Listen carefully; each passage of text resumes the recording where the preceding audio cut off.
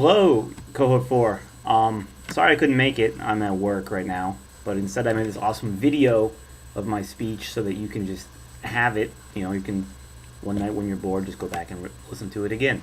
So I have 4 points that I want to impress upon you during the 5 minutes I have. The first one, and write all these down, please, is plan. Okay, someone once said that success is 90% preparation. If he was a teacher, he would have said 98% preparation.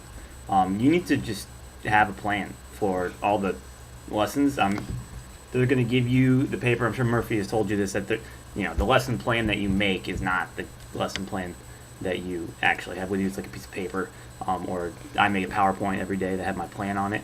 But at the beginning of the year, there were some days where I was reading the textbook for the first time with the kids. You need to not do that. That was a mistake. If I could go back, I would make sure that you should read practical advice. When you're making a lesson for 3 weeks or a month, try to do it like that. Read the textbook first, obviously what the kids are going to read, and then make the test, because that gives you specific objectives that you want to teach to. And I did not know that for a long time.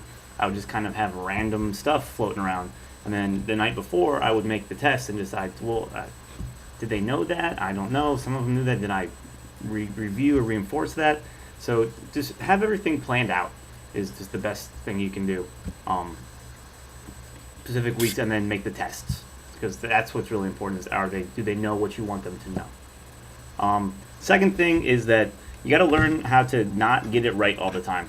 I feel like that was the biggest learning experience for me, was that I was used to, if I work hard, like everything's going to go very well. It's just not going to happen. There are going to be situations that you just have no idea what to do and that you could not have planned for, and you're going to mess up a lot. It's just going to happen. These situations that, like, I had one kid come in one day just totally crying.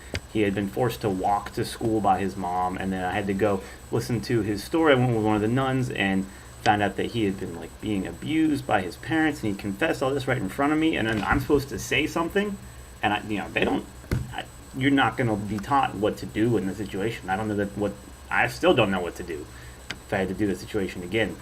And you can either, Tom Ball said it best, that these things that you can't get right all the time, they can be stumbling blocks or they can be building blocks.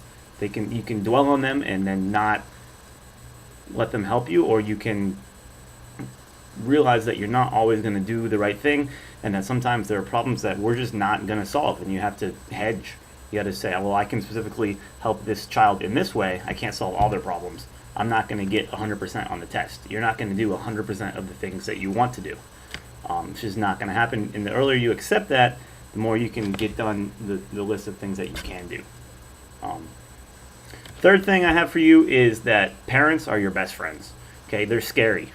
Parents, I'm 23 years old, and I am supposed to be in charge of 24 kids, and their parents are all much older than me and know what they're doing. I've never been around a 10-year-old before. This is my first time doing this. And so I was terrified of the parents, that if they had attacked me on anything, I would have just crumbled and just been like, I'm sorry, I'm a horrible teacher. But you need to get them on you, because they're willing to help. And if you can, this is something I failed on, get on their good side. Reach out to them with positive things. Elizabeth will tell you to do that. I didn't. I wish I had. It's going to be my new plan this year, is that the first 2 weeks, call all the parents, let them know that you are willing to help in whatever way. That really will mean a lot to them, and it'll help you out. Especially with the kids whose behavior is a problem. If you can get the parents on your side, that's just another way for them to come around to do better. The parents are really pushing on them too. It's super important. I cannot emphasize enough how important parents are to the whole. Especially, I'm talking more to 4th elementary school. High school, I don't know if that would work or not. And the last thing is that your attitude is everything, okay? If you choose to be in a long-term depression about the way things are going, and it's going to stay bad. I psyched myself up every morning, me and Catherine Farrell in the car, be like, today is going to be a fantastic day. There's nothing anyone's going to do about it. You just tell yourself that over and over again. Take a deep breath. One time I had just the worst day ever. And so we came back from lunch, and I'm like, guys, we're going to listen to my favorite song right now, and we're just going to sit there and listen to it. And it just made me in the best place mentally that I could be to help them, and that made the day go a lot better. Just do whatever you can to make sure that you're in a positive mood and not just yelling at them all the time, because you're going to want to yell a lot.